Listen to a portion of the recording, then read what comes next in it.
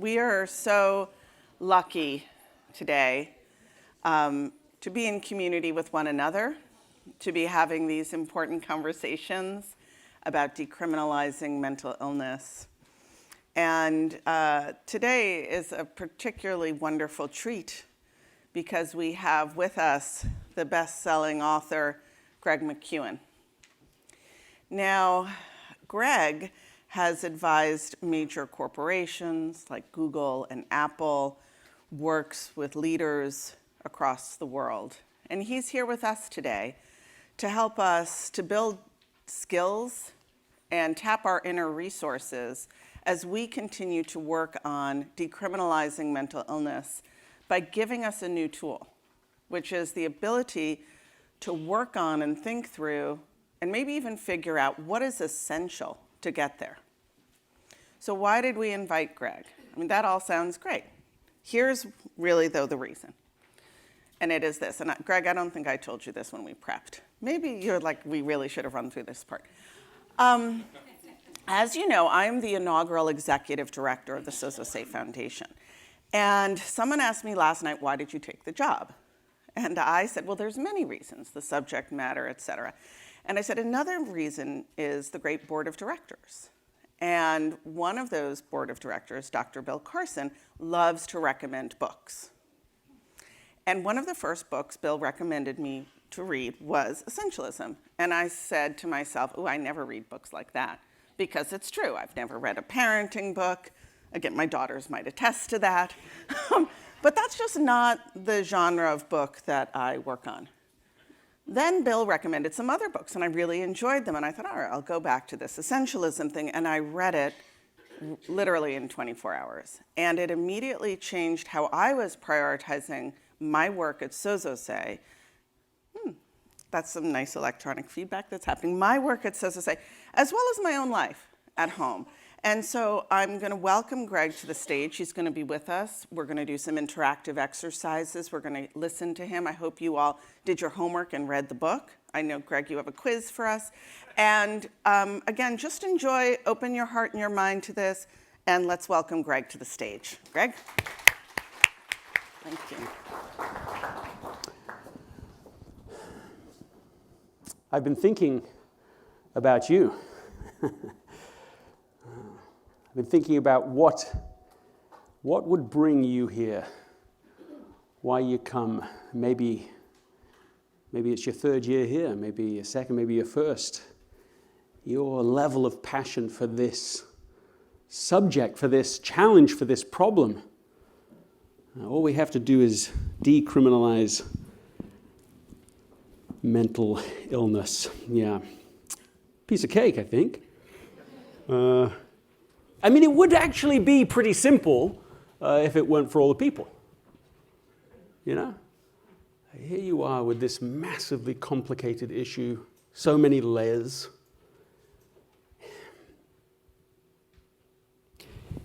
And that's just the problems out there. Then you've got all the challenges that you have in here, almost certainly stretched too thin at work or at home, almost certainly busy, sometimes not necessarily productive. And so you've got so much going on yourself, and still you're making time to be here, which says a lot for you. But the implication of all of this is that I think there's a risk that you personally could burn out while you're still just hacking at the branches of this problem. Does that sound possible? Snap if that sounds possible to you. Just give me a snap if that sounds possible. Yeah. And so what I want to share with you today, like my position, let's put it this way, is the only chance you have is if you can figure out the essential core or root of the problem. Like you don't even have a chance until you do that, unless you do that. And we're going to talk a lot about what I mean by that and why that I think is helpful. And if you can do that, then you can make meaningful progress on this essential issue, and without burning out. That's the value proposition today's conversation. Does that sound all right? Snap for that. Does that sound okay? All right, so we're all right so far. Here's the one thing I want from you. I mean, of course, I want you to be engaged. I want you to be here. I don't want you to be on your phones. That's just obvious. That's the easy stuff, right? This is what I want from you. I want a commitment from you. It's a little rude to make this up front, right? Because you don't even know what we're going to cover exactly yet. But I want from you a commitment that you will teach the ideas that we discuss together with somebody else within the next 24 to 48 hours. That's what I'm asking from you, that you will take the role of a teacher even before we even covered the subject. That's why it's a little presumptuous, all that. But that's what I'm asking for you. Snap if you're willing to do that. Snap for that. All right, we're in good company. We're here. And so here, let's begin. I want to share a tale of two doctors. Dr. Noah is first, a straight-A student in high school. Thrived in his undergraduate studies, soon declared that he was a pre-med as his major. He aced the MCAT. He completed medical school at the top of his class. He did his residency for 2 years, and then his fellowship, he specialized even further in pediatric neurogenetics, a subspecialty of neurology focusing on diseases of the brain and nervous system caused by inherited or genetic traits. There will not be tests on that. But that's the gist of it, okay? So that's Dr. Noah. That is the first member of our story. The second is Dr. Olivia. She was also a straight-A student in high school. She, too, thrived in her undergraduate studies. She also declared pre-med as her major. She also aced the MCAT, completed medical school, also at the top of her class. She did her residency for 2 years, just the same. And her fellowship, she specialized even further, also similarly, but not the same, in pediatric neuroimmunology. That's a field of neuroscience, but it's also, which is about the nervous system, but also immunology, which is the study of the immune system. All right, so these are almost identical doctors. That's the first thing to think, right? They have enormous capability. They have invested many years to try to be useful in the pediatric space, and then specializing more and more, and only distinguished at the very end in their specialty, right? Does this make sense? You're following me so far. Imagine the day, a day in the life of these doctors. I mean, they have, back-to-back appointments in their pediatric ward. They're responsible for administering treatments to children and teens who come often with extremely severe symptoms. I'll give you an example. We have Dr. Noah as a patient patient's been referred to him. He's administering the treatments for a diagnosis that he actually doesn't agree with. From his point of view, this patient is showing classic symptoms of a genetic illness. And he's being asked to treat her as if that's not the case. So in his point of view, the symptoms he's observing would all lead to a diagnosis that is terminal. That's how he sees it.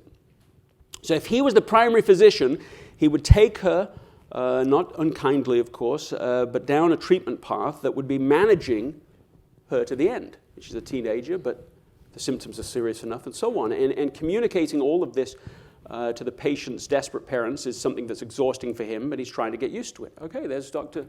You can imagine a little bit of the challenge that's facing Dr. Noah. Dr. Olivia, meanwhile, what is her life like? Let's just take her for a second. She has tremendous pressures on her time. She also has back-to-back meetings today. In one meeting alone, she's been asked for her opinion on a teenager. And in the first meeting with the parents, she says, look, this is how we're going to do it.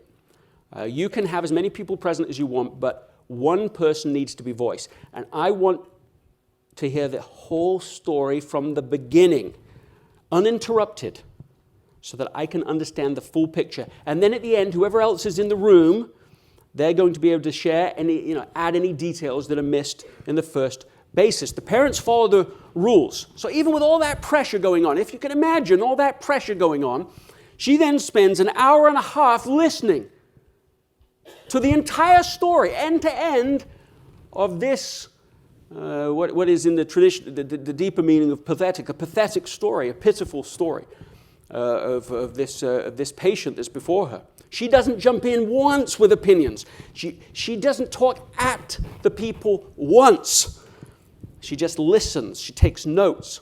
She allows the full story to be shared. And here is what she learned.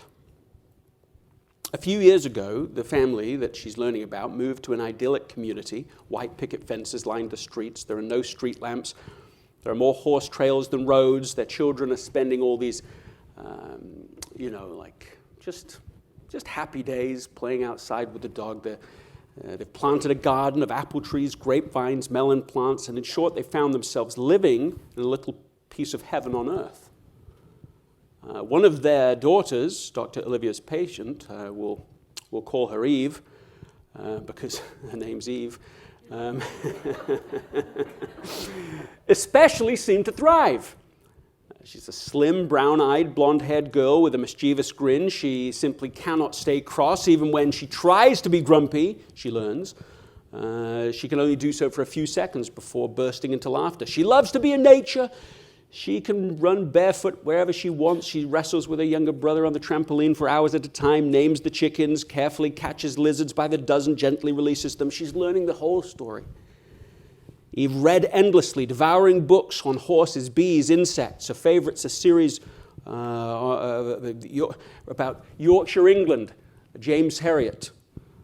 She wrote about her own adventures in her journal every day. Then Eve turns 14. She hits a growth spurt. She begins to get tired a lot. She talks to her family less. She takes longer to do her chores. So pretty age-appropriate behavior, they think. But then on a routine visit to a physical therapist, the therapist noticed that Eve didn't respond properly to basic reflex tests. So he takes her mother aside and says, look, you might want to see a neurologist. And she didn't have to be told twice. So from that moment, the symptoms get worse rapidly. So within a few weeks, she could only answer in one-word sentences, spoken a slurred and monotone voice. Right-hand side of her body just starts responding at a slower speed than the left-hand side. It took her full 2 minutes now to write her own name. Hours to eat one meal.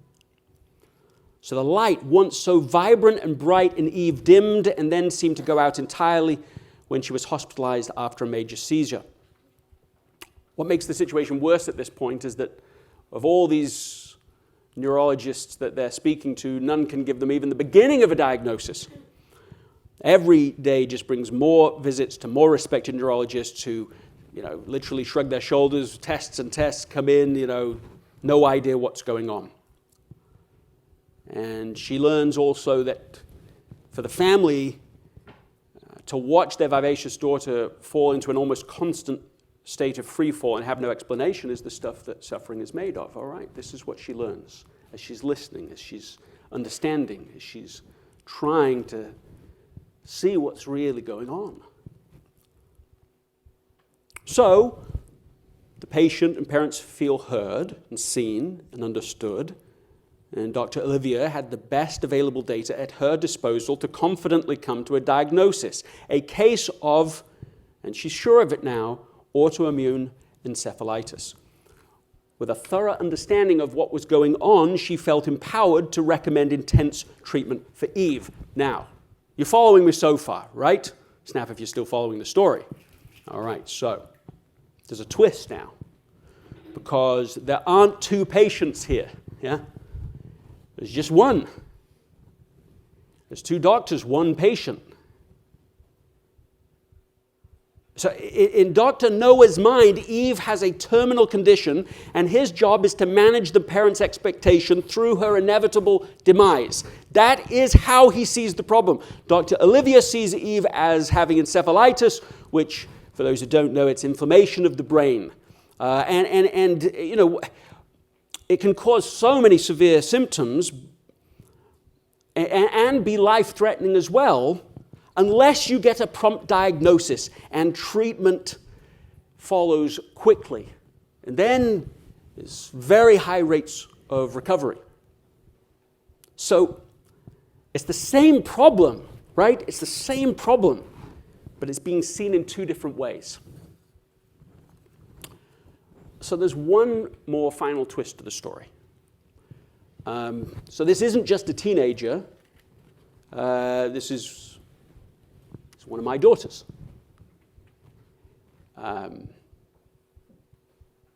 So this is a lived experience. The suffering is real. It's lived. And so I say that because the subject that we are to talk about together today is not, it's like not just any subject. It's personal. And really, well, I should say that as of this moment, because of that treatment from Dr. Olivia, Eve was treated for encephalitis and is completely healed. She is thriving again. She is smiling again. She's laughing and joking again. She walks, runs, wrestles. She reads. She writes again. She is thriving again. She is rock climbing again. Well, sometimes. She is accepted into university early and doing well there, and she is currently pursuing her dream of becoming a vet. So that's how that story turned out. Yeah, we can snap for that. That's all right. So the thing is, the whole story could end up so differently, couldn't it? I mean, we're just talking about a knife's edge difference. This is everything in the balance. It's breathtaking to me to think that so much was so dependent on something so small. And it is exactly that small thing that I want us to focus on in our conversation today. That small thing. Both doctors had spent years learning. They had both learned to speak, to write, to read. They had graduated high school, undergraduate degrees, graduate programs, everything as we discussed before. Yet in the end, it was their ability to precisely diagnose, to get to the heart of the matter upon which everything else depended. That was the distinctive, pivotal difference. The quality of Eve's life,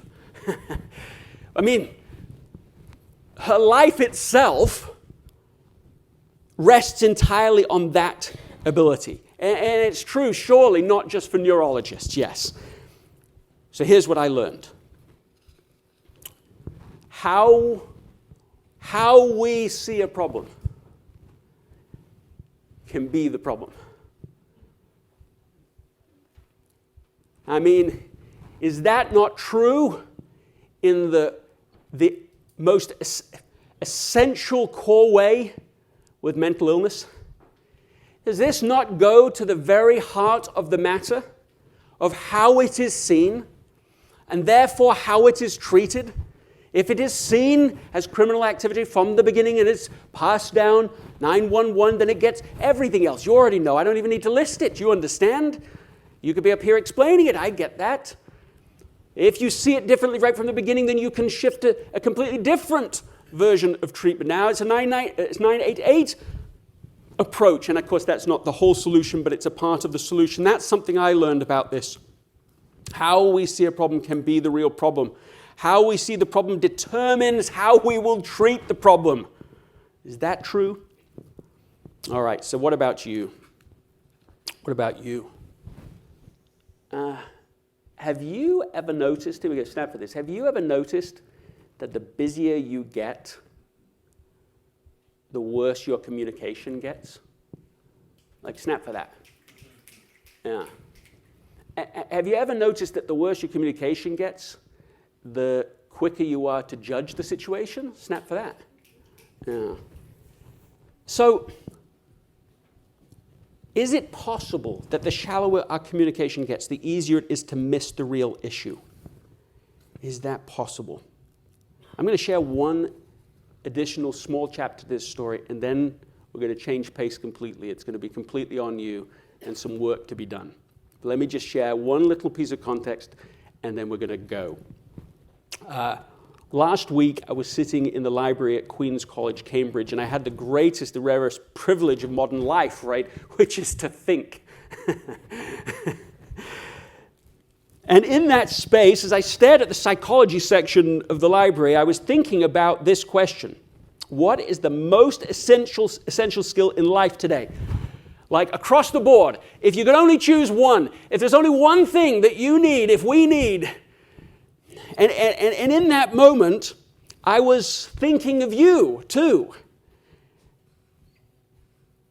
I was thinking about this multi-layered problem that you're facing.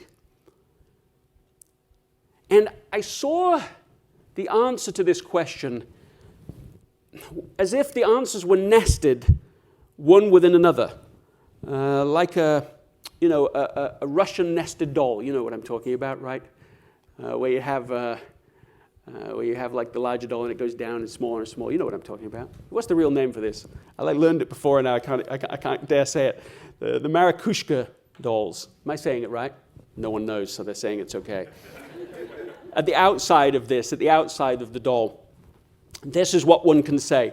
Relationships are the most essential aspect of life. Snap if you think that's true. All right, I passed the first doll test. Second layer, that within relationships, that communication is the most essential aspect of relationships. Do we agree with that? Snap for that. All right, so we're here. And then the final one here for now is that understanding each other is the most essential aspect of relationships. I'm gonna make a case for that for you today. I hope it's compelling to you. But here's the gist of it right now, is that understanding each other is not like one more skill. Because it's the skill upon which all other progress is dependent.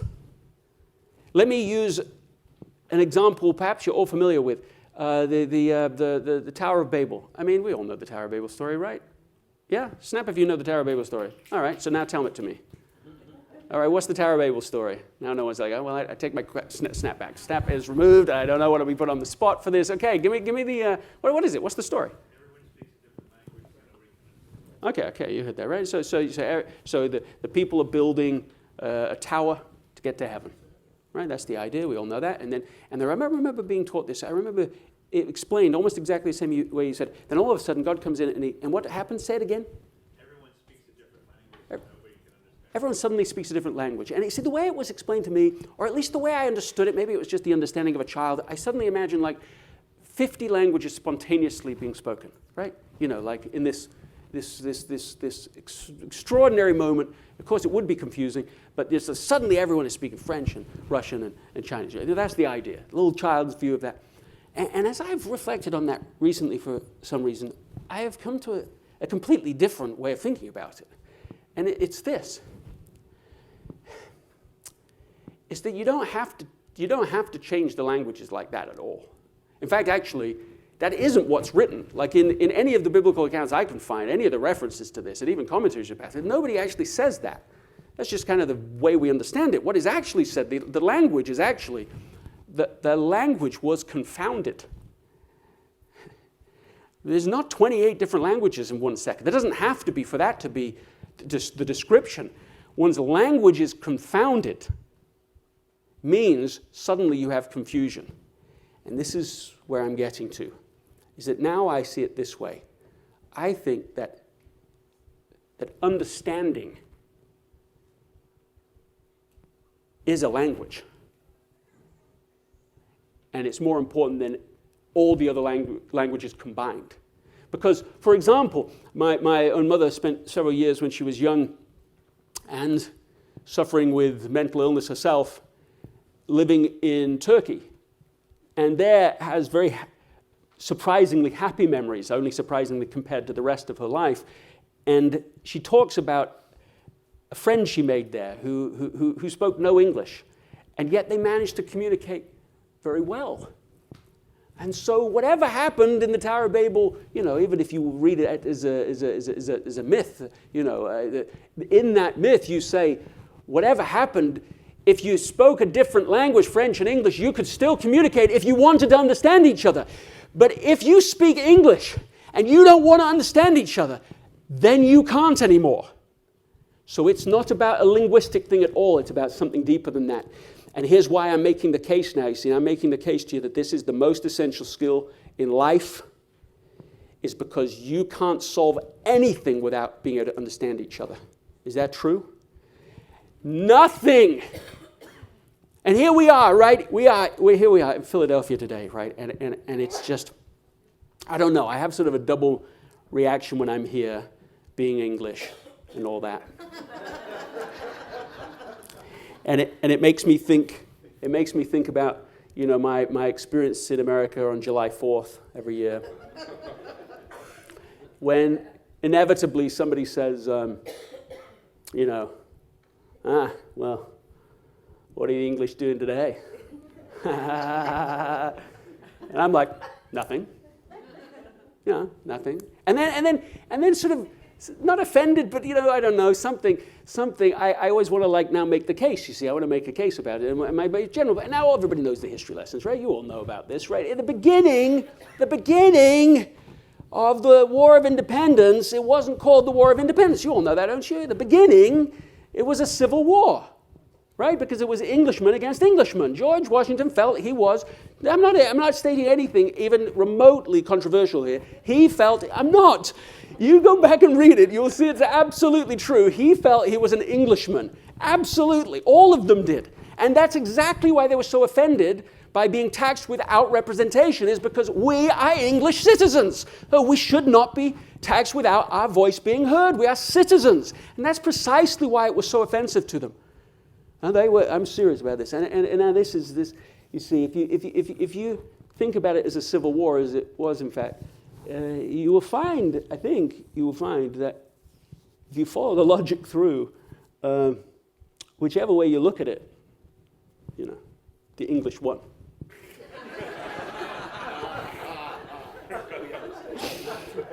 And what a fine job we've been making of it ever since. That's all I want to say. And the other thing I think about when I'm here, and I think about the impossibility of it. It is impossible what happened here. It is impossible what happened here. How could you get these people to listen to each other? Honestly. How was it done? It's not obvious that it was going to happen. We only take it for granted because it happened. It's only now, oh yeah, that's how it was. So of course that must have been the thing that was going to happen, because that's like such a poor reading of history to read from now looking back. David McCullough, of course, perhaps the greatest modern American historian, says you have to read history at the time looking forward. You can't judge people from now looking back. Well, but that's not how they lived it. No one lived in the past. They were living in their present, and that's why it's so absurd that it worked. How did it work? How could you get people how could you get Franklin and John Adams to agree on anything? How could you get people to try to have the courage to deal with the kind of ambiguity when they signed that Declaration of Independence, not together, which might have been nice. That's how the posters show it. You know, that's how the artwork shows it all together. Very kumbaya. We all came together. We said, yes, we're going to win, obviously, and so we'll all just sign here very publicly and go back and, and just live out our happy lives. And that's not what happened. They crept in one by one across our entire summer, terrified because they were just violating everything in order to achieve something new. I don't know if this next part's true. I know that the person who told me it thought it was true, but I don't know that it was true. But the story goes that some of the Native Americans taught the Founding Fathers a principle. And it's the Indian talking stick principle. It's been described that way.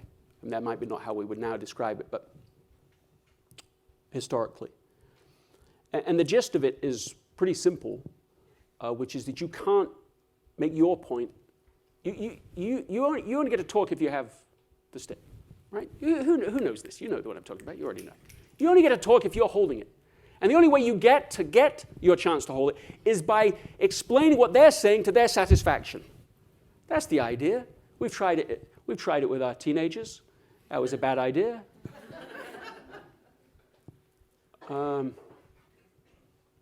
That's the idea. That's the test. That's the test. We're going to see if you know the concept. We'll see in a moment how we do on it. I do think it follows the story that they may have been taught that idea. Here's what's for real. Without them learning how to understand each other, there's no declaration. There's no independence.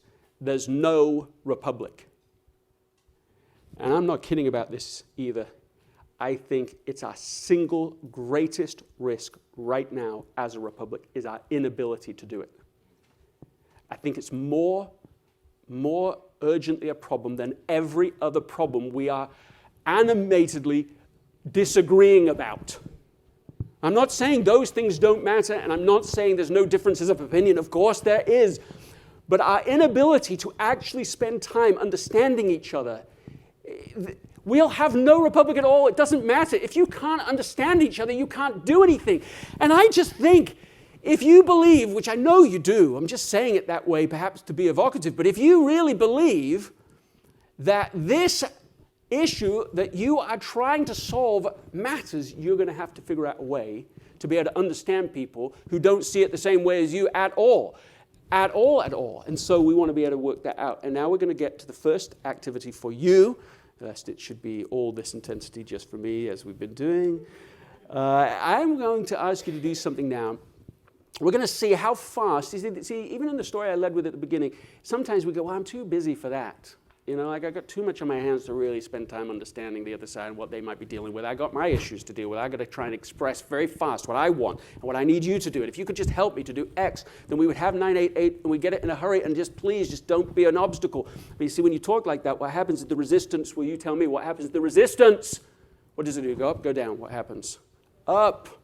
And of course, then that makes you more resistant and more frustrated, because now we're going to have conversations like that where we don't understand each other, and we're going to push each other, polarize each other, we'll create stories about each other, and make no progress. And that's just how I think interpersonal communication seems to work.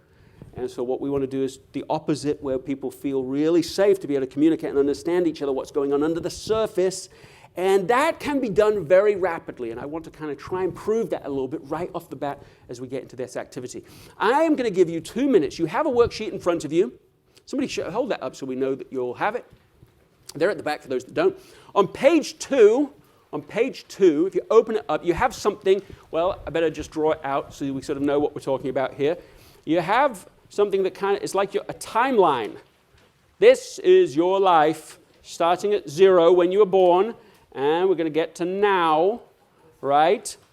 And what you are to do is to tell your story, and you only got like a couple of minutes to draw it out, but you all better do it, because we're going to need it for the next thing. And so your like my life story might, I don't know, maybe mine would be like this, something like that, right? It would look like this, and I don't know. You want to start high because that's like the day you were born. That's good. At least middle, right? And then, what were the highs and lows of your life? And write just a little bit about it. I'm only giving you 2 minutes to write this out. Your life story in 2 minutes, highs and lows. That's it. Any questions? I shouldn't ask that. Snap if you really need to ask me something. Snap if you understand what I'm asking you to do. Okay, the people that are tuning in virtually, I'm asking you to do the same thing. Continue on to second page for those that are watching virtually. There'll be a second page because obviously you're doing this yourself. You're not going to be doing all the collaborative experiences we're doing here in the room. You'll do page 2 as well, which is self-explanatory. So do the first page and then carry on to the second page. People in the room, you're just doing the first page. First page, 2 minutes. We're already 10 seconds into it. Go. All right, are you ready? Snap if you're ready. Snap if you need more time. You're not going to get more time. Okay, here's what we're going to do. You are about to stand up out of your seats. You don't want to do that, I know, but we're doing it anyway. And you are going to find somebody who you do not know. That's it. And you're going to have 10 seconds to do it. Bring your paper with you. And then what's going to happen? Hold on, you overachievers. Here's what we're going to do is you're going to find that person, and then you will have 8 minutes to interview them. Now, please hear this, because somebody always doesn't hear it, and it's like a listening exercise, so then they didn't listen to the, it's like, what I mean. And here's the idea. Then there will be another 8 minutes for them to interview you. You understand? So you have how long? Tell me how long? 16 minutes. 50 points for Gryffindor. Well done. All right, so here we have it. So you're going to get up. I'm going to give you 10 seconds to find that person. This is like rapid movement. Don't hurt yourself. Rapid without, damaging. And find the person, and then 8 minutes to interview them, and 8 minutes for them to interview you, and go!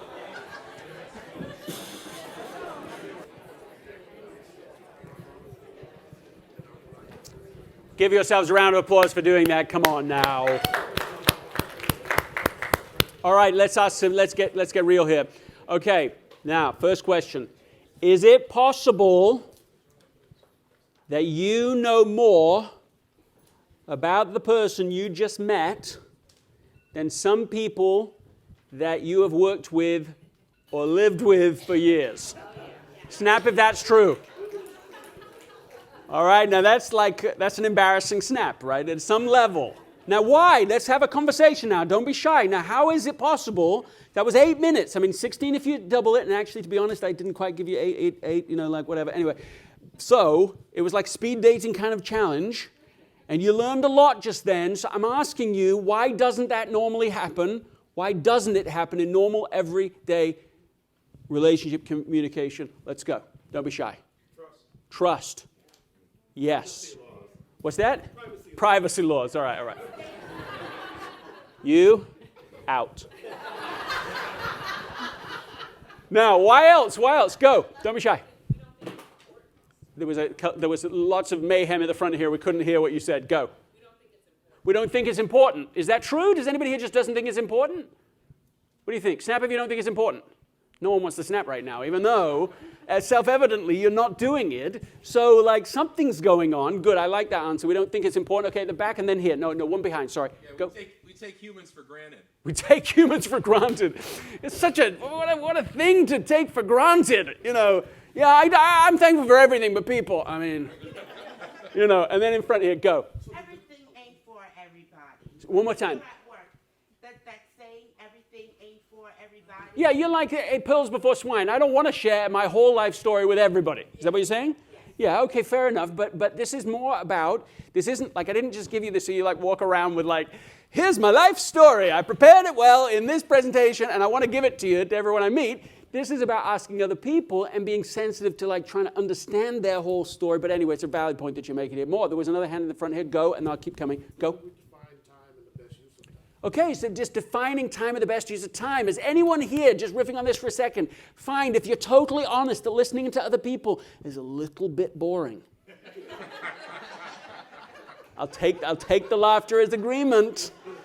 Who has ever been bored in a listening environment? Come off it. I mean, of course. This is we're going to be dancing to that one. I had the best and worst hairdresser you can possibly imagine for about a year and a half. My son, who's here with me here today, and my daughter is one of my daughters too, but Jack and I used to go to the same hairdresser, and she was such a kick in the pants. I learned so much from her about her life, and to be honest, what the life was like as a woman, as a hairdresser in this particular area was not very pretty. I mean, honestly, I learned a lot from her. People that would just kind of, these guys would just walk past and just here on the behind, just as they went past. It happened while I was there one time, right after she told me the story. And I was so shocked, I just didn't even know what to do. And I was because at first I was like, oh, well, he must be a really close family friend. I don't know, something. I don't know what I thought, but something. And he was dropping off food. And then when he left, I was like, well, who was that? And she's like, I don't even know who that guy even is. I'm like, what are you talking about? Who are these guys? What does our world come to that this guy doesn't know he does this? Anyway, so I learned so much from this. She always had the craziest stories to tell me. And partially because of that, I never told her anything about what I do. And then I finally told her about what I do. And I was like, well, I wrote this book called Essentialism. And she's like, oh, give me some of that. I need some of that in my life now. And then I said, I wrote this other book called Effortless, like making things a bit easier in our life. She's like, yes, double helping right now, please. And I said, yeah, I'm working now on a book right now on like listening. She says, hell no. I don't want to hear anybody else in my life at all. And she gave me an insight into this that we don't necessarily want to know. It's a little boring, and we're going to talk about that. Okay, so we stay on this or move on? Snap if you want to stay on that subject. Snap for that. That was not very enthusiastic, folks. Snap if you want to move on to other people's comments. Snap for that. All right, well, that was a little more. Okay, other comments then. Why don't we do this? Go. Vulnerability. Yes. Yes. Okay, that's a nice little moment to just riff to this and go on. Staying with the V word. Yes. Which have their value. It's what we value. Okay. In terms of the conversation and getting to know people for the right reasons and for the work. Yeah, good. Go. I think we're afraid of genuine connections. Afraid of genuine connections. Like, yeah. Think about that. We're afraid of genuine connections. It's the same with the vulnerability, isn't it? Same with the vulnerability. Okay, more. Go. Here. Convention. It's not the done thing. It's not the done thing, is it? And maybe it could be too weird to do this, but I do know of people that go away and that they think about how to do it appropriately, and they do it with their whole team. They'll go, hey, listen, we did this. Don't write down anything you don't want to talk about. Now, that's the rule. We're going to. I should have been more clear about that up front as to what we're going to do with it. I suppose I should have done that. But you can do that, right? You can say, hey, we're going to share this, so don't write down anything you don't want to share. But this is your life. We want to know about your life, and we're just going to do it. You can spend 1 hour, get through a team, and you now know about each other. All right, okay, more. Go here. Why don't we do it? Go. So whenever you see somebody, the first thing that they say is, how are you? And they're expecting the response, fine. And then you move on.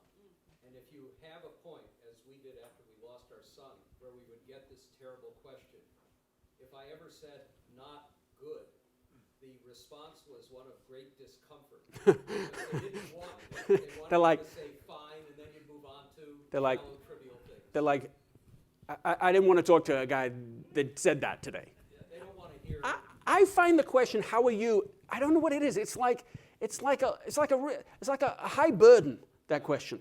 When people ask me, I'm always like, well, let's think about that.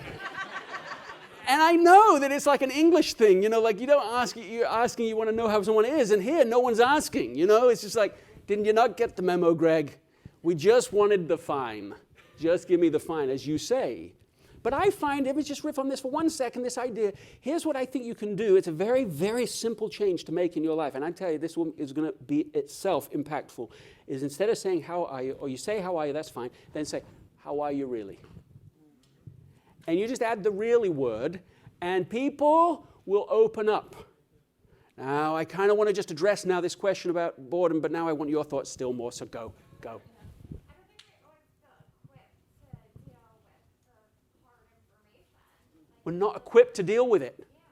Suddenly somebody gives us loads of information, we're like, well, now what do I do? Or if they're processing their trauma. They're processing trauma with us, and we're like, well, sucks to be you. That's not good, right?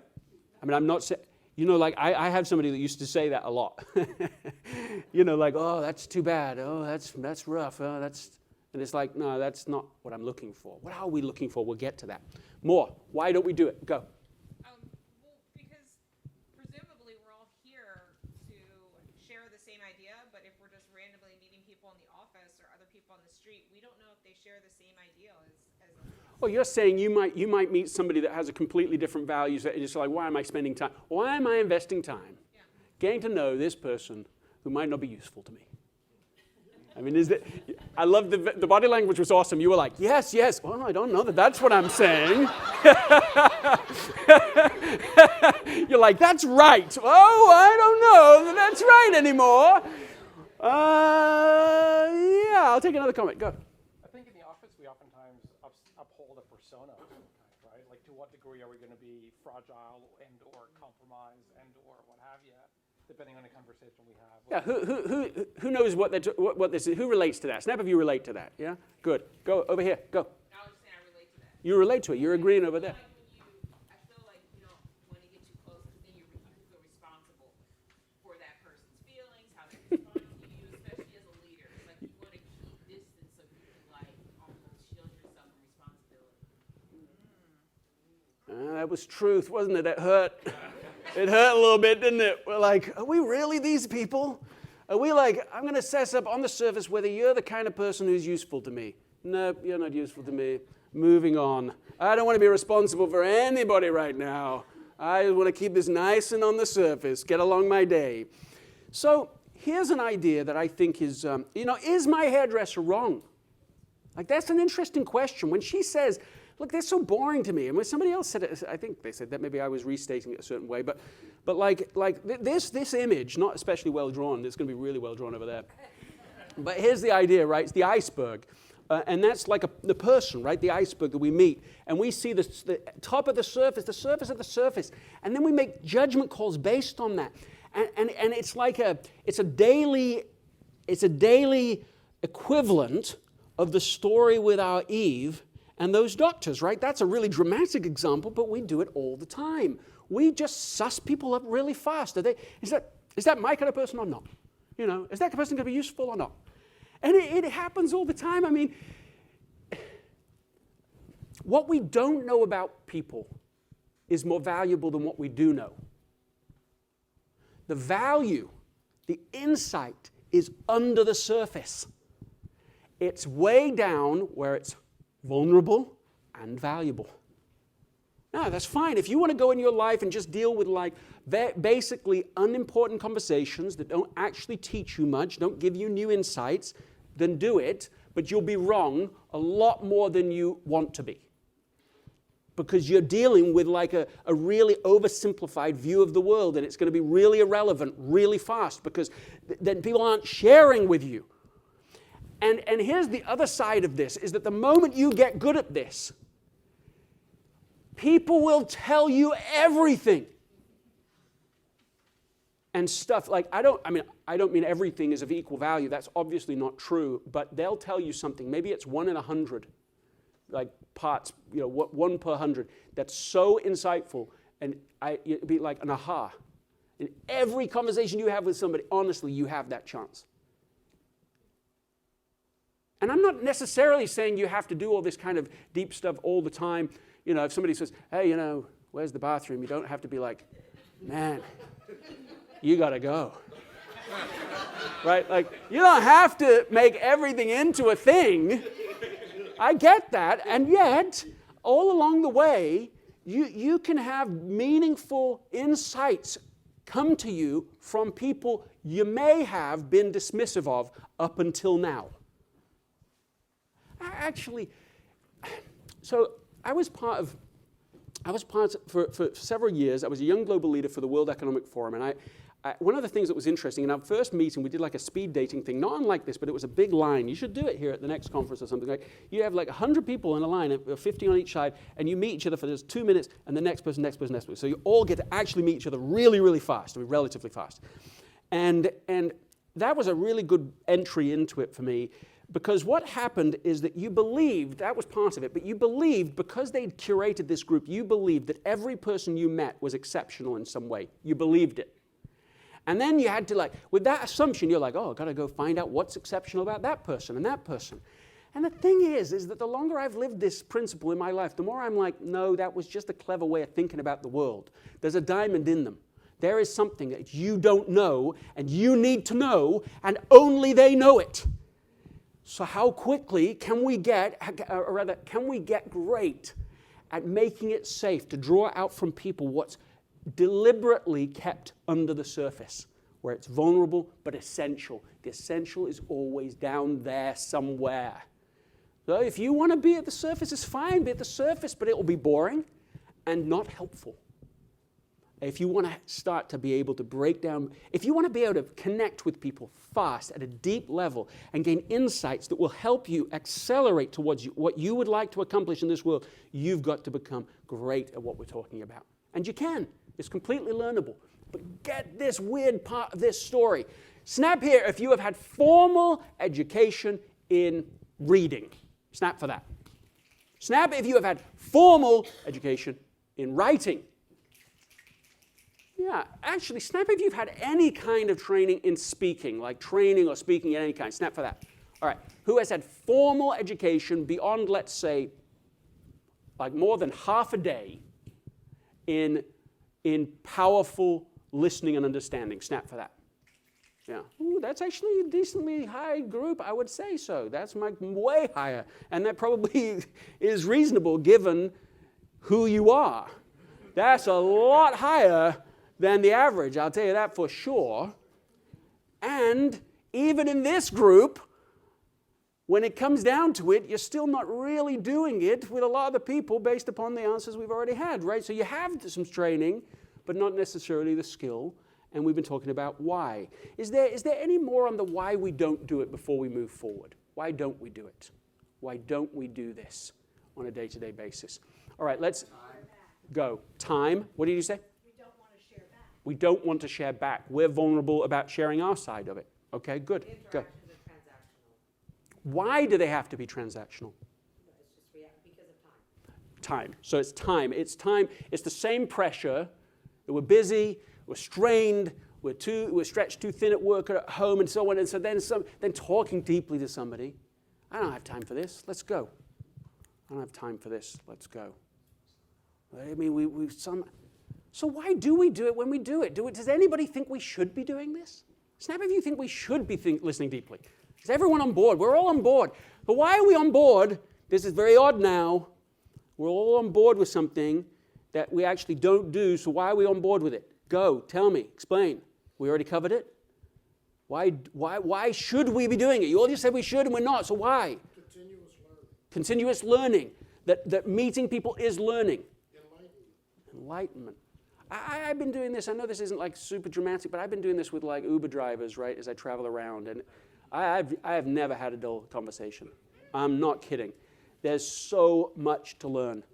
And I've learned everywhere I've gone in the world. I mean, I just went to the 40th country, and everywhere I go to Uber, other than some countries don't have Uber, and then that's really awkward. You're like, well, now what do I do?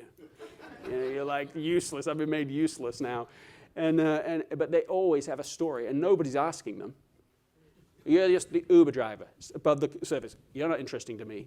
They have taught me so much. I'm not kidding. I'm not trying to be like sickly sweet about it or something like that. They have explained to me politics and local conditions and how it really works and what to actually see and what to really do. And like, they know tons of stuff.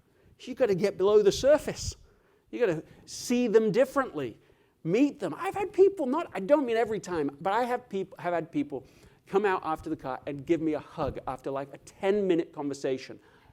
I'm serious, special moments, people we've stayed in touch with. I have had people I've stayed in touch with now. There is a lot even in the day-to-day people that you meet, everybody around. It's a certain way I think of living. I'm not talking about doing one more thing. I'm talking about becoming something, and I don't even have the name for it yet, but I like the name, the idea of being a diagnoser. But I don't think it's a great word, but it's an okay word. It's like I'm constantly looking for what's under the surface. If you come up with a word, do tell me. Go. May I ask you something? Do you have the word? I want the word. Dr. Noah and then Dr. Olivia. Yes. Did Dr. Olivia care differently than Dr. Noah? I don't know. I don't know if it's a caring difference. It could have been a structural difference. Like I've been thinking as I try my understanding experiment in my own life, right, going beyond understanding as a skill and thinking about it as a lifestyle. Part of the solution is, yes, you've got to have the skill and then you've got to develop habits, but you also need routines and systems. Like, so in a marriage, right, you want a time to go on a date, right? Like it's not just, hey, I care about you. It's like, yeah, you've got to routinize it. I think a big part of it is that Dr. Olivia actually made room for 90 minutes of listening. I mean, it's a non-trivial thing. Have you ever had a medical professional listen to you for 90 minutes end to end? I never have. We never did. And all the people that we met with, not one time. They would do this. They would come in. They got all the papers, loads of papers that we provide. They're like, they're not even looking at us, looking through it, I mean, how are they? Do I really believe they're getting to the bottom of the story? They don't even know the story. One cared about the medical and the other one cared about the person. Yeah, I see. You're answering what your question was. You're saying, you're like, it was a rhetorical question, Greg. I understand. They didn't care about the person. I mean, that's certainly how it felt. I mean, it's how it felt. Yeah. Yeah, he was seeing our daughter as a certain kind of thing. I mean, this is true. We were in the hospital, and he is treating her, in fact, for encephalitis, and he's the whole time saying to my wife, yeah, I don't know, think this is, I mean, he didn't say, this is terminal, she's going to die, but he's saying that without saying it. He's saying, yeah, I think this is really this, because that's his training. If we're trained a certain way, we see the world a certain way, right? We know this, you know this. We don't see the world as it is. Finish the sentence. We see the world as we are. We have all of us this puny, sorry, but it is puny view of how the world is. It's like we've got this microcosm mindset, hopefully many different mindsets and mental models that have been developed over time, but it's still this puny version of what's actually out there, right? The complexity is so great out there, we cannot cope with all of that, so we just create a little simple version of it inside our mind, and that's fine for coping, but it's not great if we then extrapolate from that the way I see it is the way it is. Oh my goodness, think of the problems we cause when we act like that. I could riff on that. More. Go, you had a thought. Go. Just to follow on. Yes. Did Dr. Noah change after the diagnosis was proven wrong, or did he somehow rationalize what he had done? It's a great question. We've never gone back to him to tell him. I'm not kidding. I mean, it's a great question, and I think it's worth. It's probably worth us telling him. It seems like relevant data for him. You were wrong, and I might enjoy doing it. No, I think that's it's a good feedback point. What's that? Bring my daughter with me. Yeah, that's right. Fair enough. More thoughts. Go. Respect and dignity. Okay, you're in the sense of that's why we don't do it. That's why we should do it. That's why we should. Oh, thank you. I wasn't sure quite which question we were on now. Yeah, why we should do it. Respect and dignity. Respect and dignity. Look, there is a world of difference between if you have a paradigm, an intent to actually understand people. There is a world of difference between that and every other manifestation of how we show up in the world.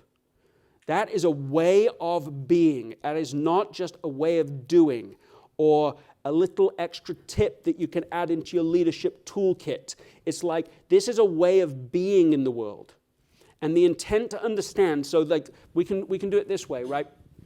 So not that my graphics are especially good at any time, but I did lose my my pencil, so now it's like worse. Okay, so here we go. So we have let's say a kind of wall of communication between us and other people. That's a little rude. They are bricks. And the key was when I used the word wall, And so what the bricks are made up of are like agree bricks and disagree bricks, right? Like that is that everyone, not everyone, but most of us, most of the time, listen thinking to agree or disagree, right? Like that's the lens. In fact, this is what I'm saying is so self-evident or so natural to us. It's like, well, is there a different way? And if, by the way, you don't agree with what I'm saying, then obviously you're doing it right now. Like if you're just sitting there, do I agree with that or disagree with that? You're making the point for me. And what we want instead, what we have to remember or discover is somehow that we have to, well, how do I do this now? Maybe we'll just cut the whole thing because it wasn't like a beautiful image in the first place. Yes, it's bricks. And just kidding. Okay, so now this is also still bricks, right? But what we've done now is we've created some space. And the space that we've created, that little space there, is the space to understand. That we discover that there is an alternative way of being. Not just, do I agree, do I disagree? But can I understand? At first, you might have to push that. It might be very small. Like you might not have a lot of space. You might not be very practiced in really doing this, on a day-to-day basis. And you sort of expand it. And my experience personally is that mine can expand, and sometimes I'm like, man, I'm like a level 5 listener right now. I'm doing so great. Even in an emotional circumstance, I can handle this. I'm still listening. I'm still restating, understanding the situation. And on the same day, when I'm suddenly like tired or hungry or something's been activating, I'm like a -5 on listening and understanding. There is no room.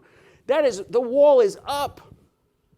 And I'm defensive, and I'm like, I'm not even, my intent has nothing close to understanding. I'm like, you have to see it the way I see it, because it's way too painful for it to be the way you're seeing it. So we have to develop this ability, this space. In that space is our ability to understand. And in our ability to understand is our ability to solve anything else. I just don't think there's even an ability to solve stuff if you don't have it. It's just, like, this is the mechanism. This is the mechanism. And sometimes, I don't know about you, I mean, I don't even know if this is being recorded or not. Is it being recorded? Oh, darn it. Best not share that story then. Well, maybe I will anyway. Yeah, I mean, in my family of origin, there were some things, maybe you can relate to this, like you couldn't talk about some subjects. Some subjects you couldn't talk about not being able to talk about them. Snap if you know what I mean. So that's what we have to learn. We have to learn how to talk about what we can't talk about. Yeah, we have to. So much to unpack with that, but instead I'll be a little more disciplined here. Okay, you have a choice now. We could continue to have a discussion. We could riff. I could share another story. We could do kind of that path. I know you don't really know what that means, but the alternative is we could do like a painful exercise. It will be hard. You will not like it very much. Which one do you want? Snap for the first. Snap for the first one. Snap for the second one. That's amazing, isn't it? Isn't that something? I've put that question to people all over the world. Everyone always asks for the painful. I shouldn't have shared that, because then you'd have been like, whoa, we're just so weird here. We're so crazy, our group. But we are. Humans are just weird. I don't know. But here's the painful one. Okay, let's do it. We're going to do it. Are you ready? You have never done this. Give yourself a round of applause for choosing the hard path, even though you had no idea why. All right, here's what we're going to do. We're going to do a role play like you've never done before. I think you've never done it before. It's like normally if you do a role play, you do it one-on-one, and we're not doing that. Everyone's like, thank goodness. That's the only thing we didn't want to do. Okay, so here's what we're going to do. We're going to do a role play where it's with me, with all of you at the same time. So it's kind of curious. And here's very simple. It's very simple. I am going to, now you all said you've been trained in this, and you might be head and shoulders above anyone that I've ever done this with. So we'll find out. But I'm going to be, I'm going to be a person. I'm going to be a teenager, teenage young man, and actually I'm your son. So it's a little awkward. And you're gonna be my parent, and you're just gonna respond to me. That's it. That's your job. You're responding. But really, I want you to try and understand me. That's it. And I'm just gonna be this. I'm gonna be the teenager, but I'm gonna do something a little different. Now, I learned this from one of my friends and mentors before he died, Stephen Covey. He used this exact example, and so I want to give him credit for that. And in this, you're going to have what you never have. You're going to have a gift you never have in interpersonal communication normally. I'm going to both answer you, right? That's what you hear, and then I'm going to give you the under the surface, under the iceberg. I'm going to give you like my private thoughts, and you'll know which is which. But that's going to like help you at some level to be able to get better at what we're doing. And I might give you just a couple of rules in this engagement. Like I don't want you to tell me your story. Like no autobiographical stories, right? Like no stories. I just want you to understand me, understand your son. And then like maybe, I don't know, certainly no leading questions. Maybe no questions. I don't know, but we'll see. We'll see how you do. And that's it. That's it. That was what we're doing. And this is are you ready? Snap if you're ready. You ready? All right, here's the scenario then.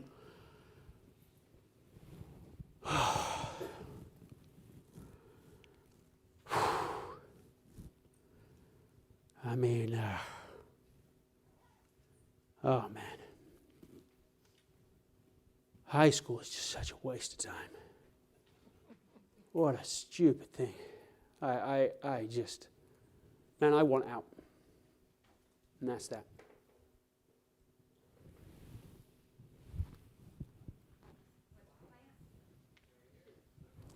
hands up so I can see who's calling. What's your plan? What's your plan? Man, I wish I could talk about what I want to talk about, but Mom wants to talk about what my plan is, so I better come up with something really quick here. Well, I just do what Joe's doing. You know, I mean, he quit high school. He's a mechanic. I mean, he's working out for him. I'll just do what he's doing. That's my plan, Mom. She wants to talk about whether I want to be a mechanic or not, and I got no idea about that question, but we'll go with it for now, I guess. I guess that's what she wants to talk about.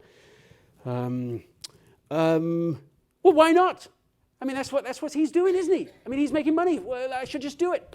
Let's go. Is that okay? Can I just do that, Mom? Do you only care about making money?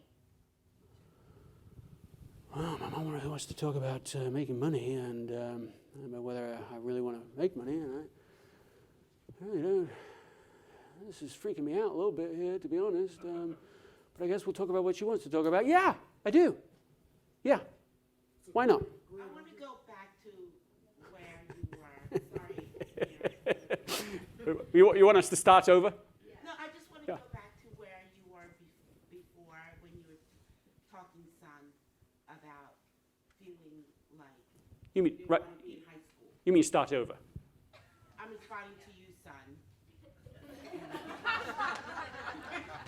Go. You said you didn't Go. want to be in high school. I just want to acknowledge that, you know, I heard that pain in your voice that you just didn't like being in high school. Yeah. I mean, you're right, Mom. I mean,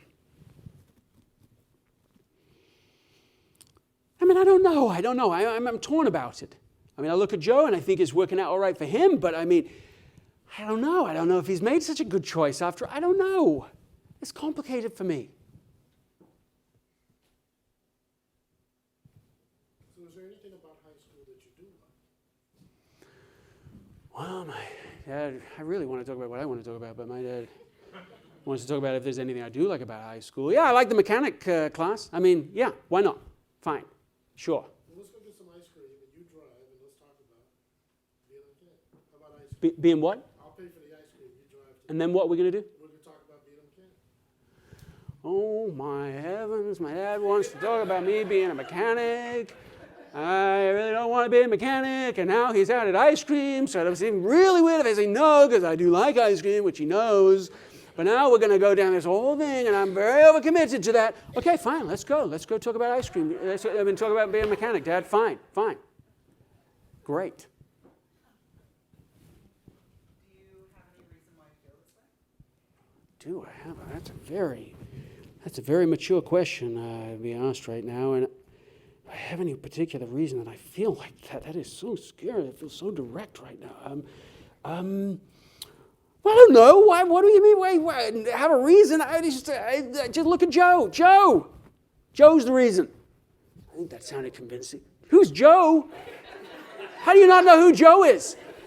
Joe, you know, like Joe, who I've hung out for the last 5 years. You don't understand anything about me. I can't believe it. It's just crazy. I want to leave. I forget high school. I just leave home right now. Who's Joe? More. Can you just vote for a silent option?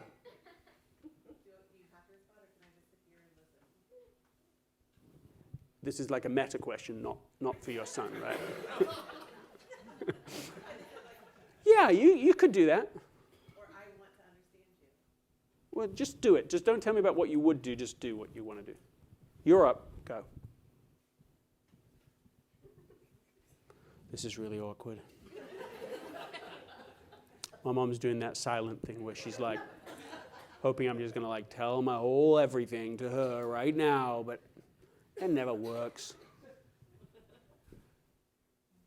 Okay.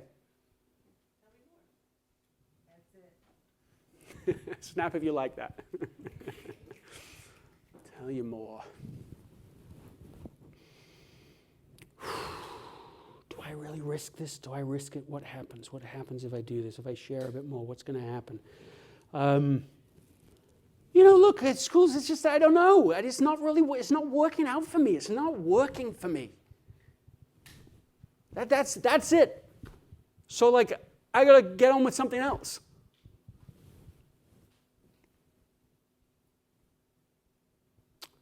She's doing that silent thing again. I think I'm going to quit. So anyway, I'm out of here. Okay, well, nice chatting. It was a nice chat. Nice chat. Thanks, Mom. Yeah, I just said that. All right, nice chat. Thanks, Mom. Thanks. No, I can't tell me more. What do you mean tell me more? I told her more, then she just said exactly what I said to her, and then sat in silence. That's so awkward. I'm out of here. This was awkward to begin with. What a mistake I made. So what did Joe tell you why you quit? Now Dad wants to talk to me about why Joe quit high school and whether he told me about why. I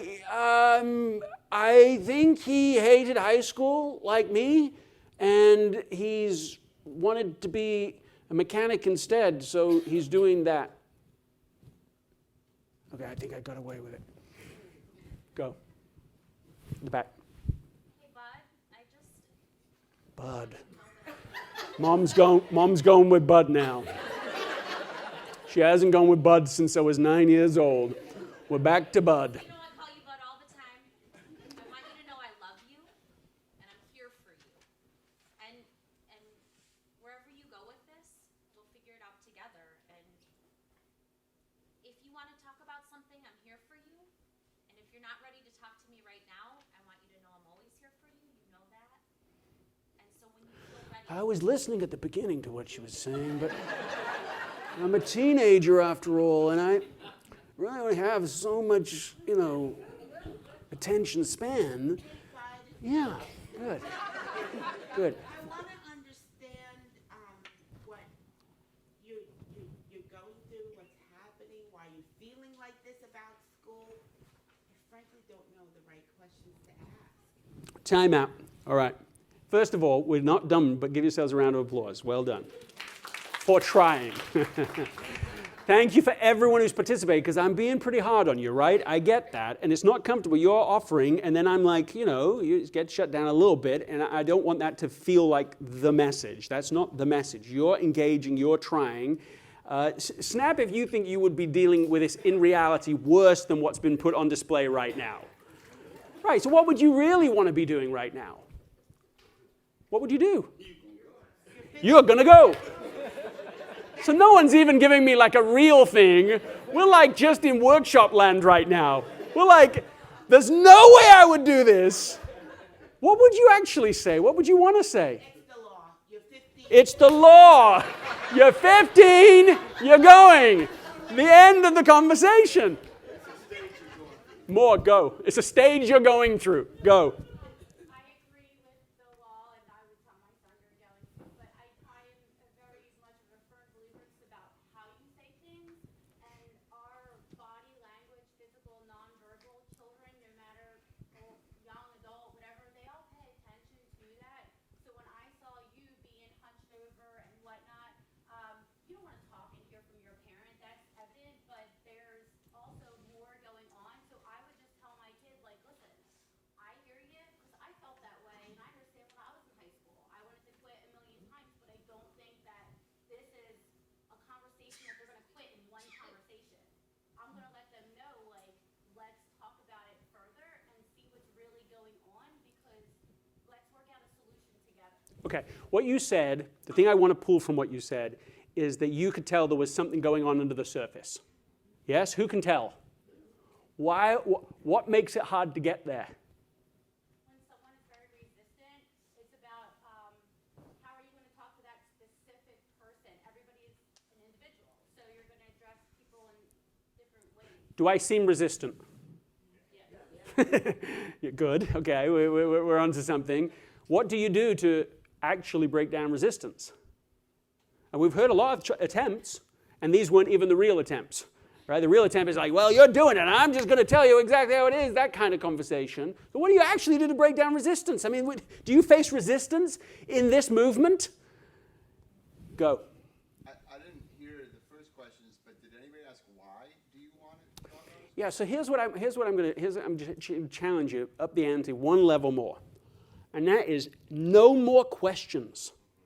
Now, I'm not saying questions don't have a place. They clearly do.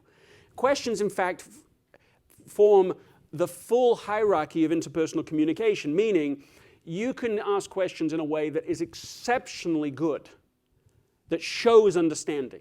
And you can ask questions, even though that's the same thing, ask questions in a way that shows no understanding and complete control, right? So questions, and you can't say, oh, they're good, bad. It's like, are you really trying to understand in your question? Is your question a question to try and actually understand what's really going on, or is it still your agenda? And I'm just removing it entirely. No more questions. We're just going to do, we're going to do restating, right? Like back to Rogerian thinking, right? Carl Rogers, who transformed the modern psychotherapy approach. He's not so well known now, but of course he was back maybe 30 years ago. And before him, it was the relationship between patient and psychotherapist was more of a like, it's like, how did they deal with the stuff under the surface? And thanks to Freud, the idea was that it's all so subconscious in you, it has to almost be kind of wrestled out with you. Now, I'm not trying to undermine Freud, because what he did, which was so much better, like so mind-bendingly better than what was done before, which was like you just put people with mental illness into institutions, or just not even institutions, you just lock them away. I mean, it's just like, well, you're full of the devil, and that's it, you're out there. That's the end of that level of analysis. And he at least, along with others, right, the five that used to get together and try to resolve this, they at least came to this discovery that there was healing available in the exchange of conversation. And that is a breathtaking breakthrough compared to what was done before. Nevertheless, he had his own model, right? His own model of the id, the ego, and so on. And everything had to be done within this. And so your goal was to kind of wrestle out of somebody the thing you, as a psychotherapist, believed they had inside of them, which was some sort of deeply set guilt that was under the surface. And by getting it out of the open, now you're at liberty and now we're good. So you were constantly searching for only a very particular kind of thing under the surface. And Carl Rogers comes along. He doesn't have a name like Freud, but so I think sometimes we sort of, I don't know, the name didn't help. Because it's like his thinking was as advanced, as superb as anything that Freud did. But Carl Rogers, it's hard to say it, but I don't know if that matters. But here's the thing. He said, look, what it is, he read an amazing article, and his stuff is not like anything else in academia, which is so hard to understand. And I've been wondering for so many years as to why it's so hard to understand, and I think I know why. And it's really, really ticking me off to have come to a kind of point of view about it. And that is, I used to think that the difficulty in language that exists in the academic papers exists because you've got a group of people that are working at such a high level with the conceptual area that they're becoming experts in, that they need a quick language, like conceptual language to allow you to be able to understand each other really fast. Right? That's what I thought it used to be. Now what I think is that it exists as a hierarchy that keeps people out of the conversation. And it really infuriates me to have at least uncovered what I think is going on there, because Rogerian thinking, if you read any articles by him, anyone can understand everything he's writing about. It is so clear, so simple, and yet really profound. Great article on this called Empathic, and it's called An Underrated Way of Being.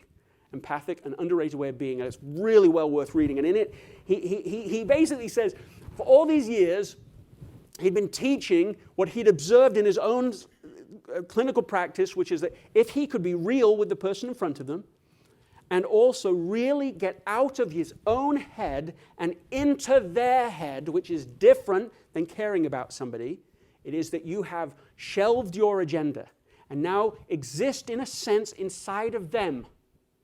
And then in them, what you're trying to do is to name for them whatever they're experiencing.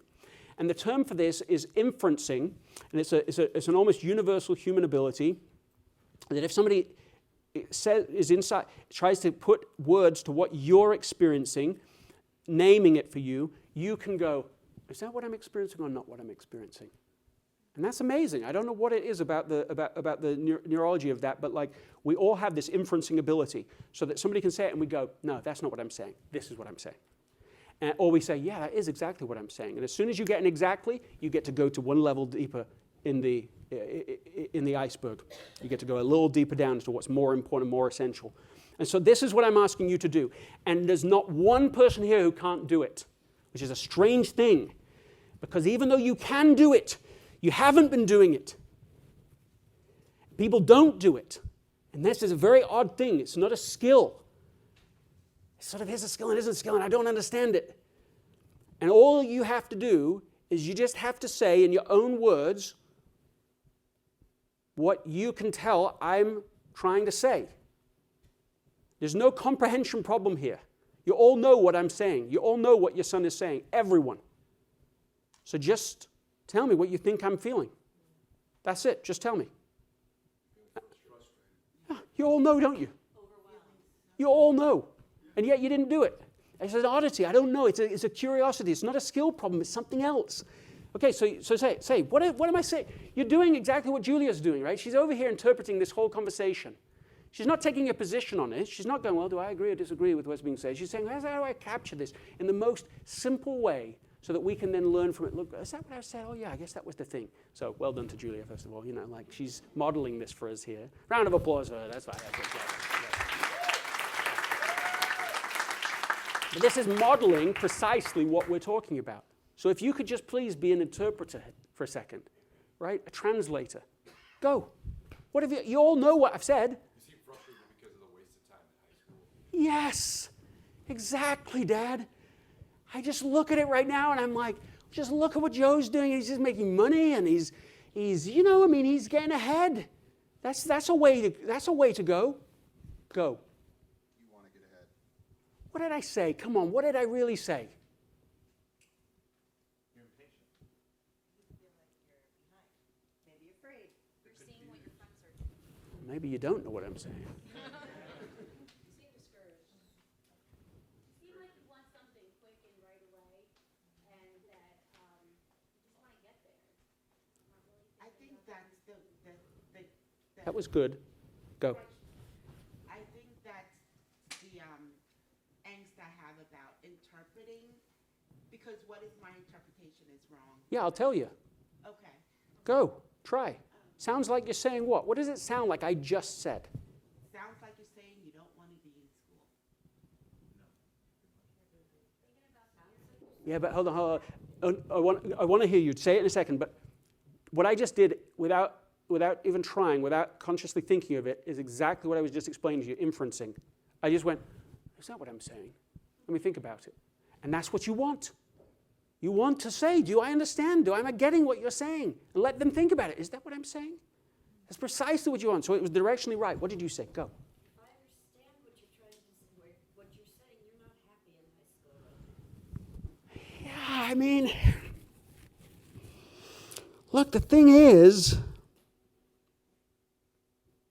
I mean, it's all very well for Joe, but I don't know that that's for me. I don't know about that. Go. Sounds like you don't know. You're confused. More. You're uncertain about the future. No, I hear you don't know what you're scared Of what? of failing. I'm making the wrong decision. I promised pain, didn't I? Come on. Contemplating what's next. Am I just contemplating what next? Is that what you thought? Give me the emotion of this. You're scared to death of what you're going to make of your life, and you're not seeing that you're getting anywhere where you are now, and you see another path, but you have no clue whether that'll work for you either. Yeah, that's pretty much it, Dad. That's pretty much it. But there's a little more. Which is, I don't think Joe. I don't know about the Joe path. I don't know about that. You know, it's okay for him, but I don't know. What did I just say? Sounds like you're confused. Sounds like I'm confused about Joe. Right? I don't know about doing what he's doing. Yeah, that's what it is. But I feel, here's what it is. I feel trapped. Because, don't tell mom. Right? Like, I don't really want to do I don't want to do what Joe's doing, but I just flunked a test so bad. And I don't know what to do about that, because what if I fail high school? What if I fail high school? Go. What's the emotion? Fear. What's the meaning?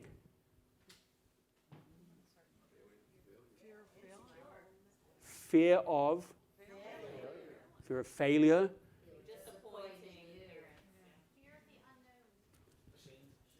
Yeah, I like that. So shame. It sounds like you feel it. Well, some of you do it. It sounds like you feel. Tell me what it sounds like I feel and what it means to me. Go. It sounds like you feel. Start with that. Insecure. Just say it. It sounds like you feel. It sounds like you feel insecure. About your future and about succeeding. I feel like I've gone back up now to another level. I am feeling insecure, but I just gave you more information. What am I really going through? Sounds like you don't think you can be successful in high school. Yeah, that's a good one. That's close there, Dad. I don't know how to fix this. I want to fix this, but I don't know how. But you can't interrupt me. Don't interrupt, though. I'm halfway through. Go on then. All right, go. Son, this is a moment in time. Tell me a little bit more about where you are. I just need help. I need help to fix this. I don't know how to do that. I've never flunked a test like this before. I'm worried I'll fail. I think I'm stuck. I don't want to talk about it with Mom. I don't want to talk about it with anyone. I'm coming to you here. Can you help me? Okay, so first thing is, Oh, no. You were doing so good. Time out. Let it be for a moment. What did you hear? Give him a beat. Give me a beat. Don't jump in just so. Just let me be in that for a moment. I have just given you it. Hear it. Someone give me what have I just told you. I can help you. I don't have to let your mom know about it. I'll help you get through this. I'll teach You were going to do it. You just jumping a little fast. Go ahead. Go. okay, son, this is going to be between you and I. We're not going to tell Mom. So let's talk a little bit more about this situation. Every mom in the room is like, whatever. That just felt bad. All right, give everyone a round of applause. Another time. All right, let's just go through. I know that we went in. What did it live up to its billing? Was that difficult? Snap if it was difficult. Snap if it was painful. Snap if you wish you'd snap for the other one now.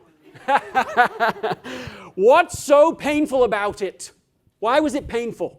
Go. Don't be shy. Let's go. We're bad at it. Snap if that's true for you. You were bad at it. Did it surprise you that you were bad at it? No, some people no, some people yes. Who said yes? Who said yes? No, they don't want to admit it now. Okay. Yes, surprise you. Go. More? Okay. Why was it hard? Why was it so hard? Too close to home. You're like, I came from a conference to get away from my teenager. I don't know about solving mental illness. That's another thing. But I sure wanted a break. Okay, so a bit close to home for you. More. What made it so hard? You want to fix it. You want to fix it. Who said that? You want to fix it. Why did wanting to fix it cause a challenge? Because you can't fix it in the moment. Made it about you, not about me. You're trying to solve the surface problem. What happens if you try to solve the surface problem? Do you remember what the surface problem was? I want to quit high school. Was that the real problem? If you tried to solve that problem, what's going to happen to the real problem? It gets pushed even further down. You might even push me out of high school in your attempt to solve that problem. I don't even want it. You don't want it, and we might still produce it. How often that happens in times of disagreement, of conflict, of not being able to communicate properly through things. We create precisely the problems we don't want to create because we don't understand, and the lack of understanding is so painful for everybody involved. What made it so hard? Back to you. What made that so hard? Trying to decode the underlying message. Yeah, decode it. Was it hard to decode it? I'm not saying it wasn't. Was it hard to decode it, or was it hard to not assume meaning? Like why was decoding it hard? Both, I think both, but I think because you kind of are working at the surface message, like thinking literally as opposed to kind of finding the subtext. Finding the code, decoding it. I like that word. It's good. Go. So what seemed to be hard is that we wanted to have a conversation, but our son didn't really want to have a conversation. He wanted to tell us something to get off his chest, and he was looking for an entree to be able to tell it to us, but he didn't really want to talk about it. And sometimes maybe that's all we needed to do was to get him to say what he wanted to say, and then say, let's talk later. Yeah, this idea of like, let's just get him to say what he doesn't want to say is an interesting conundrum, right? Because I remember my brother Justin told me about this example once. We went to the same middle school, and in the middle school we played a game of Hot Rice. Anyone played that game, Hot Rice? You know this game? Hot Rice is a game we played in England all the time, and it's a game where you have everybody, one person is on, one person has the tennis ball, and then everybody else is off. And in the way you win the game is you hit everyone with that tennis ball. And by the time everyone's been hit by the tennis ball, they have won. And as you go, eventually, there's 10 people that have been tagged, and eventually you're maybe down to you might be the last person to be tagged. And then everyone's got, you're going to get tagged eventually, and so you're getting a little more scared, and you're trying to win, and there's this huge oak tree, and he gave me this metaphor. I love this metaphor. Is that what we would do, and I did many times, you'd run like this, as big as this post over here, and you'd run behind the post, and what you could do, if you were kind of clever, is you could yank off your jacket, your coat, and you'd throw it out one side. And someone would throw the tennis ball at the coat as you ran the other way, yeah? And you'd have one more life. I mean, it didn't get you living for very long, but you're not stripping off back there. You can't do it 10 times. But, you'd give one more life. And I think that's a good metaphor. I think it's a good metaphor for the conversation that we've been having, because people do not want to share the vulnerable, essential stuff under the surface. So yes, there were lots of attempts, and I think that many of them would have worked perhaps well in this conversation about, yes, look, I'm here for you. I really want to understand, these things would help to make someone feel more safe in an actual example. But I also have learned that this idea of literally just giving somebody enough space and empathically naming for them what we understand that they're going through is the fastest way to get people to open up. And if you can develop the skill and to decode quickly, you can get exactly what we talked about earlier on, accurately, deeply, rapidly. Accurate, deep, rapid. The rapid is important in my experience, one, because I have observed it is rapid, so it's worth mentioning. But also, it's great because we tend to not do this because of being time poor. Oh, look, come on, let's go. What if you did that in that situation? Would that be faster? Come on, okay, high school, you're not going to quit high school. That's ridiculous. Why are we even talking about that? Oh, fine, quit. I mean, I can help you become a mechanic. Let's go. Would that solve the problem? I mean, neither of those would solve the problem, so that is not faster. That is making it much, much more difficult. If you learn this skill, what will happen? If you learn this ability, because it's more than just one skill, to shelve your own agenda, to get into the head of the other person. In other words, to genuinely have an intent to understand that is your agenda. If you do that, you will learn so fast, such high-quality insights, and all the resistance will disappear. It is almost impossible to resist somebody who is doing this. There's nothing to resist. There's nothing to rebel against. They're not giving you an opinion. They're not trying to control anything. They're just going, let me understand you. In fact, you can do it in the next big argument that you are a part of. And don't tell me you're not. I understand. The next time you're in an argument, somebody is coming at you. I learned this from a police officer who developed a theory of communication called verbal judo. Thank you. And he would do it in the midst of like some like crazy situations, just crazy, and they'd just be screaming, and he'd go, let me see if I understand you. And that is a guaranteed way to get people to stop talking. I mean, it's just helpful to know. They will stop. Too irresistible to actually see if somebody else in the world can understand them. They will stop immediately. Let me see if I can understand you. And then I find I have to close my eyes to do this well often. Like if I'm full, if my head is full, which it often is, I have to close my eyes and really go, okay, let me clear away all my clutter. Let me get inside of their head. What are they going through? What is it? And attempt at this. It sounds like you're feeling this. It sounds like you're going through that.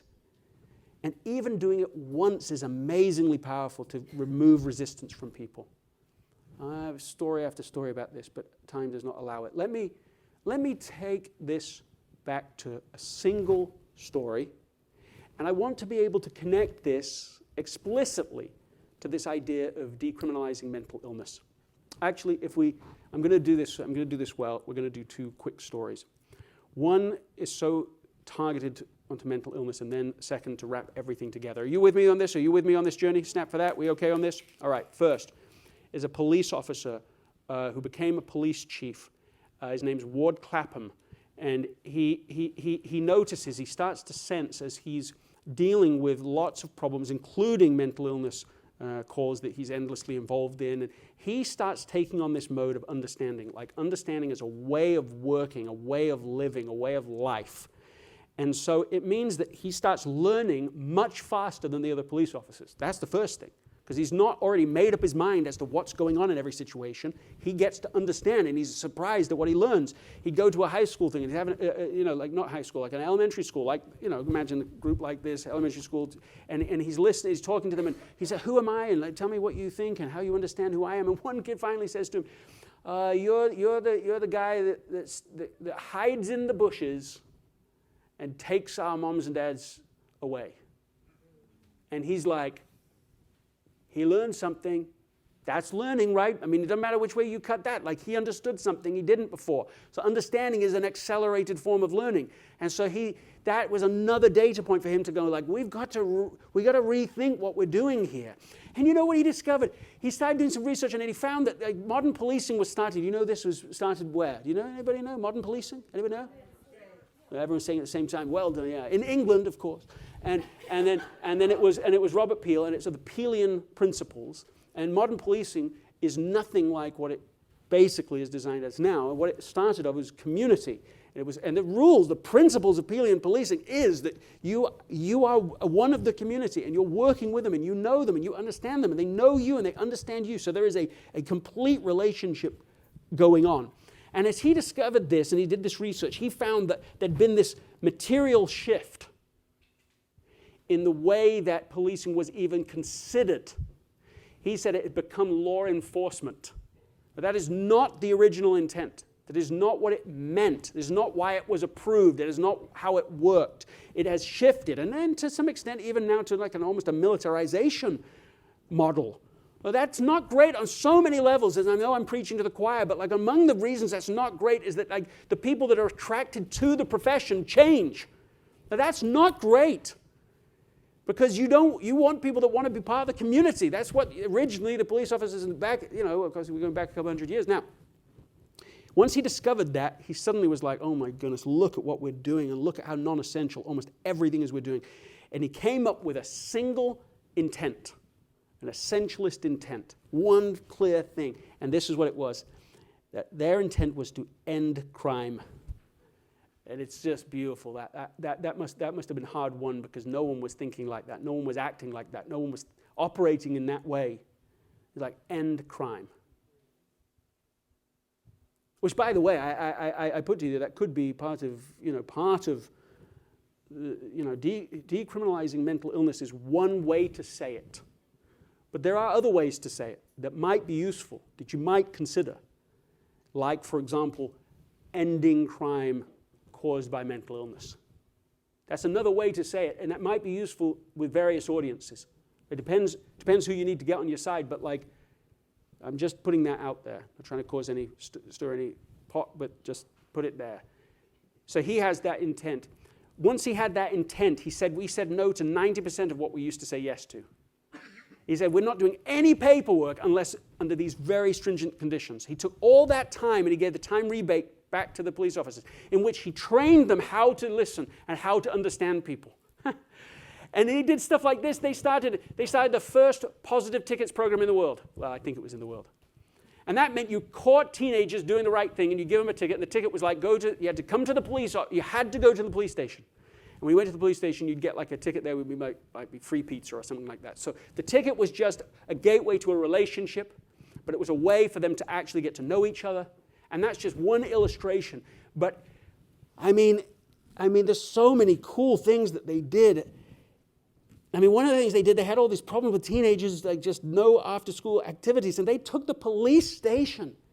Like they took the whole back like area where the car park was, they took the whole area, and they turned it into like a playground. And all the teenagers could come and just hang out there. And like his people above him were like, what are you doing? This is coming crazy. And he's like, I'll tell you what I'm doing, I'm ending crime. They're like, that's okay, isn't it? Like it's okay if we end crime. We don't mind if they don't do the crime. We're not just like efficiently trying to catch people after the crime. We have to do some of that, but like let's not do all of that. That's like a really inefficient system. Let's not do that. And so he, anyway, they reduced overall crime by like 40% and overall youth crime by 50%. And not by, and then they took recidivism rates from like about 65% down to about 8%, something like that. 10-year period, but I mean, that's the power of understanding, because you're dealing with the real issues, not the surface issues. And that's the power of it. And this is surely what we're trying to do. We're trying to understand and help people to understand so that we can deal with the real issues and not the reactive surface issues. Even the panel before my session here today, somebody was talking there, there's several connection points, but one was that when somebody's calling the emergency line and they have 45 seconds to respond, I mean, yeah, right, that's not going to work well. Like you have to create a diagnostic system. It has to be rapid, but how quickly can you understand what's really going on, rather than just reacting because it's the only thing we do, and our incentive systems do, reinforce that. Let me share, as I mentioned I would, the one final story, because I think you will see in this story how you can choose to lead this effort, lead this decriminalization of mental illness. It's a story of a person who, from England, as it happens, or at least he was trained as a barrister in England, and he might have stayed a barrister in England, but he had a family emergency happen in South Africa. So he goes to South Africa, and he's bought first-class tickets to go by train. And he's in first class, and he's going through South Africa, and they come to him and they say, you're not allowed to be here. And he's like, well, I have the ticket, and I'm an Englishman, so I'm going to stay. And they leave, and they come back, and with more people now, and they're like, no, you have to go. And he's like, well, I'm not going. And they physically throw him off the train. That's how that story sort of ends, so to speak. And he's really upset about that, as you can imagine. He sits there in the train station. It's freezing cold. There's nothing for him to do. He stays there all night. There's nowhere for him to go anyway.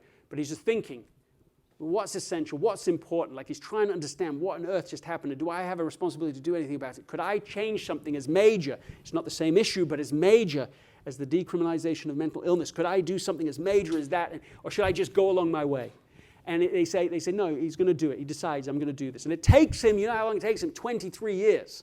He lives in South Africa. He lives in the Phoenix settlement just south of Durban in South Africa. And he's successful through a whole series of very adept understanding of deciphering what the real issues and lever points are and pivot so that he can push on the right things, not all the nonsense that everyone else is complaining about, the real issues.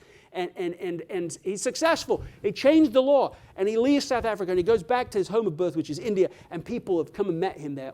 They're there, right there, in the train station, crowds of people. They've been following his story for all these years, and they say, we want you to run for office. We want you to become prime minister. They kick these British out. And he says no. And the reason is important, He said, I do not understand how it is that so few British can control so many Indians and so effortlessly. So if you give me power but without understanding, we still won't make any progress here. I got to go understand. And what he did is an example to us all of it's an unbelievable thing that he did.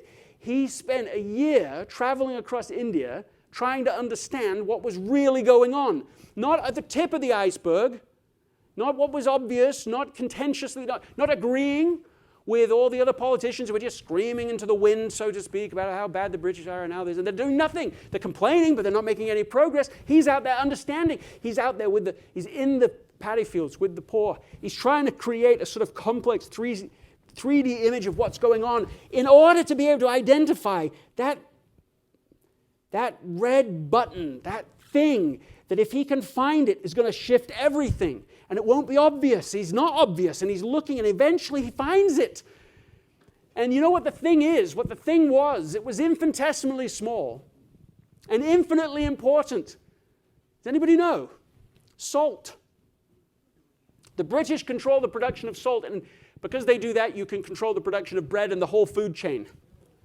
And so in the discovery of that was hidden from view, that nobody really seemed to understand, the idea then flows very naturally, well, we're going to make a point about this. That's such a wretched thing to control, and why, and how is that useful to anybody in any genuine sense? So he decides he's going to walk across India in a demonstration of civil disobedience and make salt on the beach.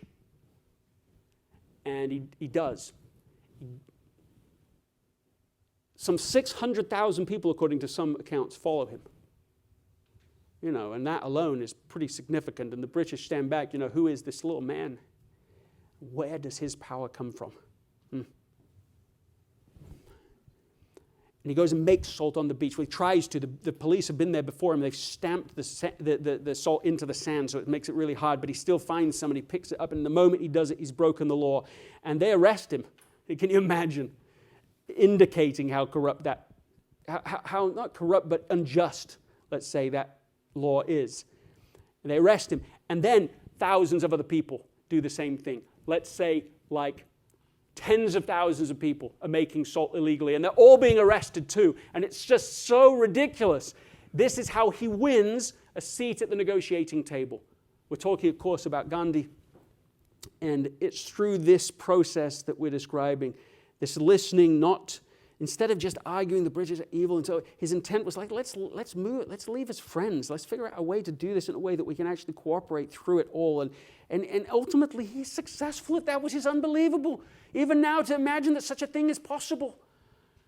At the time he brought independence to the largest democracy in the world. I mean, if you don't...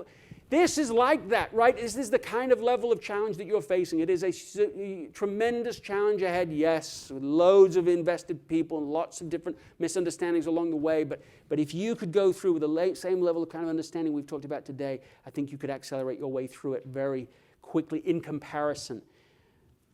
When Gandhi died, it was the U.S. Secretary of State, General Marshall, who said of him, here is a man who has become the conscience of mankind. He has shown that simplicity can become more powerful than empires. So you need to find the levers that are more powerful than empires, so to speak.